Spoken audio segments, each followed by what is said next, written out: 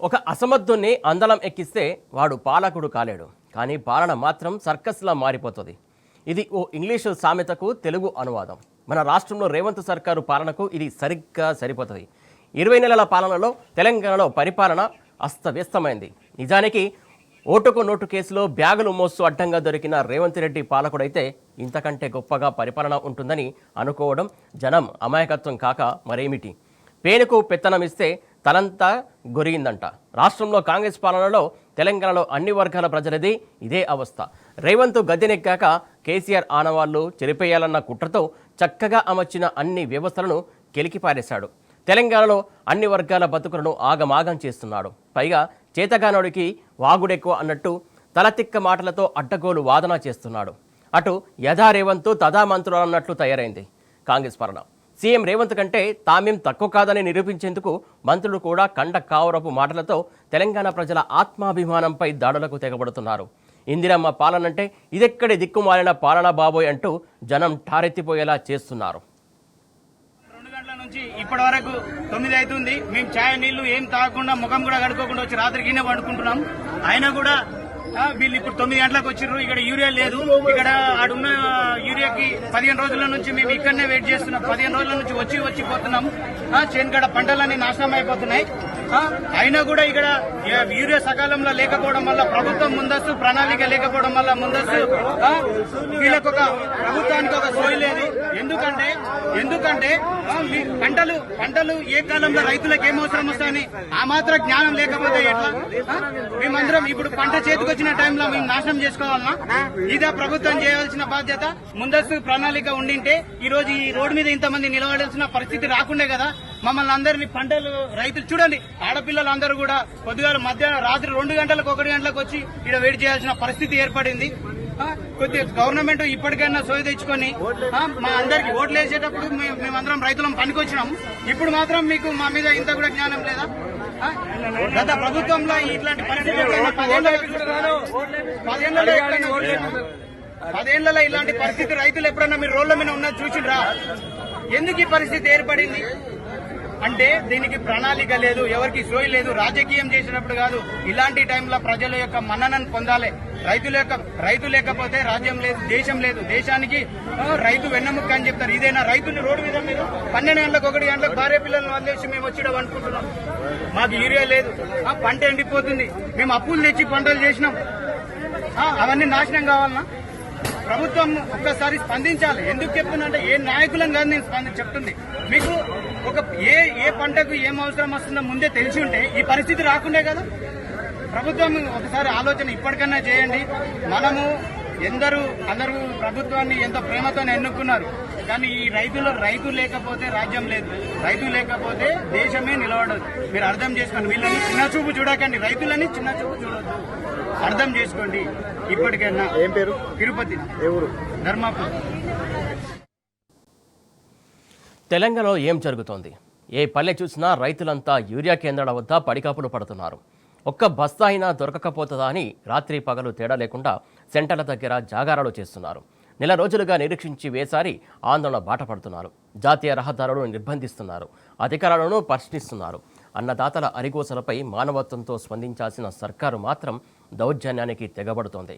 Urea ఇప్పిస్తే పంటలు పండించి అన్నం పెడతామంటున్న రైతులపై ఖాకీలను ఉసికొల్పుతుందా? లాఠీ చార్జీలు చేయిస్తూ తమది ప్రజాపాలన కాదు పాపిస్టు పాలేస్ పాలన అని చాటుకుంటుంది. నాడు దేశంలో అత్యంత అవస్థలు పడుతున్న రైతులు ఎక్కడున్నారంటే తెలంగాణ చూపించే దుస్థితిని తీసుకువచ్చాడు రేవంత్. తెలంగాణ రైతులను నాడు సమైక్య రాష్ట్రంలో గోడుగోడున ఏడ్చిన దుర్మార్గపు రోజుల్లోకి నెట్టేశాడు. పొద్దున 7ంటికి ఒకసారి రాత్రి 10ంటి దాకా ఉంటారు లేడీసే. ఏం సావాలనా బతకాలనా? ఇస్తలేరు. సీరియల్ బుక్కులని ఎక్కడెక్కడ ఇస్తాను, ఆ చెత్తలు వేస్తాను. అక్కడ ఏరుకొచ్చి అగో నేను అంత పెద్దలు వచ్చిరు కదా అప్పుడు వేస్తే ఇంకో లారీ పంపిస్తా అని చెప్తేనే మళ్ళీ ఇయ్యాలి వచ్చినాం. ఉంది బాగానే. సరిపోవు.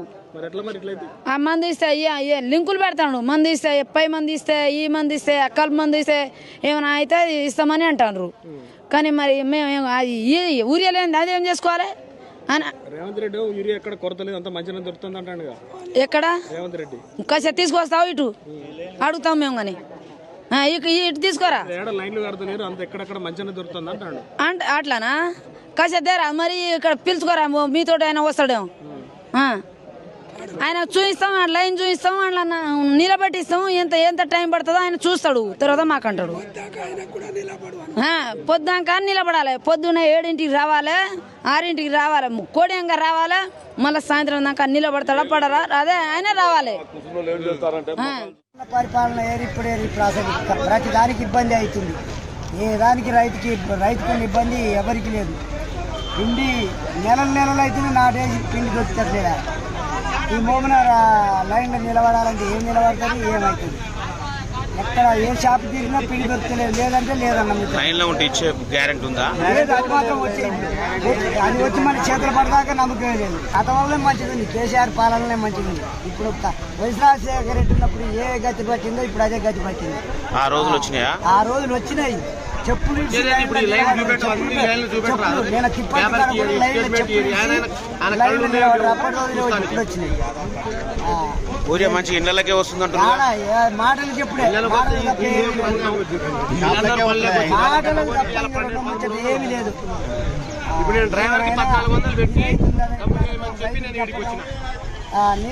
రైతులే ఉన్నారా పెద్ద పెద్ద లీడర్లు ఉన్నారు?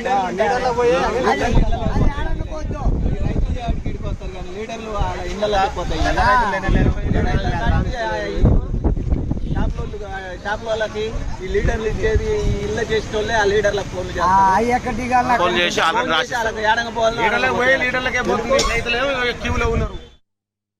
అసలు తెలంగాణలో యూరియా కొరతే లేదట.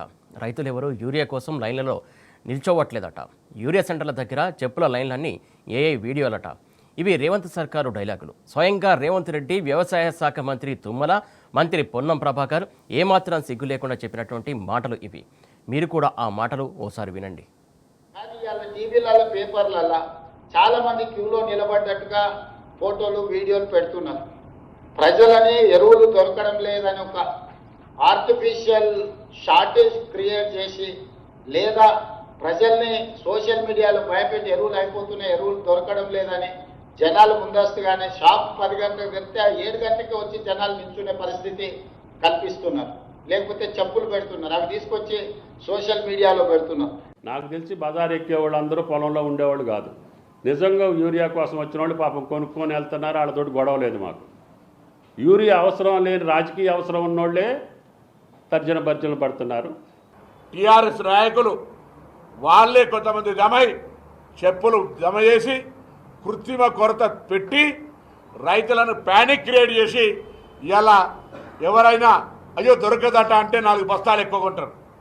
ఆ విధంగా సరుకులు అడ్వాన్స్గా కొనుగోలు చేసేటువంటి కొంత కన్ఫ్యూజన్ క్రియేట్ చేసి ఇలా రాక్షసానందం పొందుతున్న టీఆర్ఎస్ పార్టీ ఏమనాలని అడుగుతా ఉన్నాం రైతుల సాక్షిగా.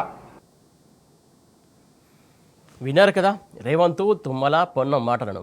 అసలు రైతులు ఎవరో యూరియా కోసం ఆందోళన చేయట్లేదట.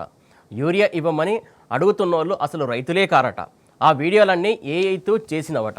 వీళ్ళని ఏం చేయాలి చెప్పండి. మరి రైతుల ఆందోళన నిజం కాకపోతే కేంద్రం యూరియా కోటా ఇవ్వట్లేదని నిన్నటిదాకా ఎందుకు చెప్పుకొచ్చారు?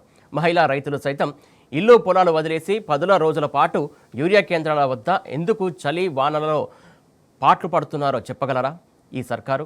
అసలు రైతుల ఆందోళన నిజం కాకపోతే యూరియా కేంద్రాల వద్ద వందలాది పోలీసులను ఎందుకు పెట్టినట్టు? గట్టిగా నిలదీస్తున్న అన్నదాతలపై మహిళలని కూడా చూడకుండా ఎందుకు లాఠీ చార్జీలు చేసి రక్తాలు వచ్చేలా కొట్టినట్టు?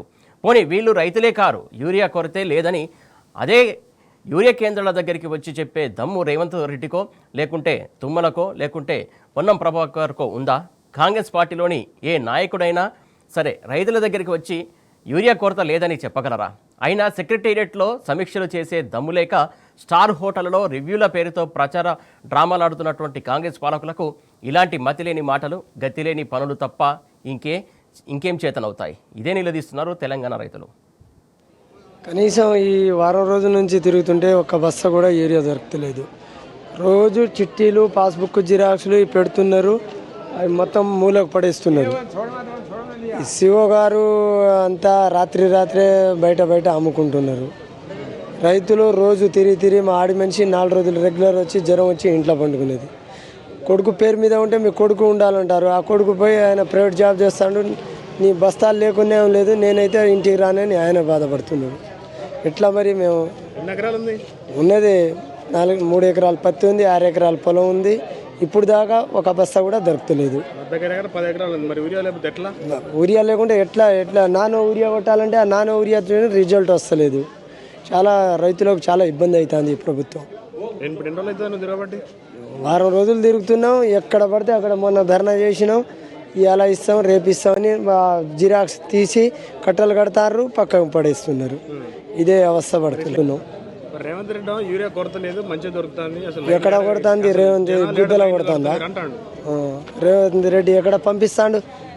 ఎవరు మింగుతాడు మరి, ఎవరు బయట అమ్ముకుంటారు? లైన్లు లేవు అంటారు. లైన్ లేవు, వాళ్ళే అనవసరంగా నిలబడతారు రైతులు లైన్ లేదే మాకేమైనా పని లేక వచ్చినాం ఇక్కడ? పని లేక ఎవరు రారు కదా. ఒక రోజు ఒక మనిషికి 1000 రూపాయలు దొరికినా రారు.